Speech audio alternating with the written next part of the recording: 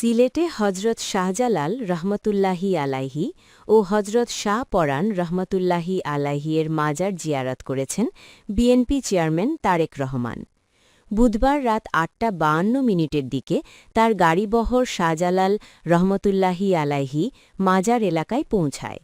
এরপর তিনি দলীয় নেতাকর্মীকে নিয়ে মাজার জিয়ারত ও মোনাজাত করেন। তারপর হজরত শাহজালাল রহমতুল্লাহি আলাইহির মাজার মসজিদে এশার নামাজ আদায় করেন। তিনি সেখানে কিছু সময় অতিবাহিত করে হজরত শাহপরাণ রহমতুল্লাহি আলাইহির মাজার জিয়ারতের উদ্দেশ্যে রওনা হন। রাত ১১টা ২০ মিনিটের দিকে তারেক রহমান শাহপরাণ মাজারে পৌঁছান। এর আগে সন্ধে ৭টা ৫৬ মিনিটের দিকে তারেক রহমানকে বহনকারী বিমান সিলেটের উসমানী আন্তর্জাতিক বিমানবন্দরে অবতরণ করে।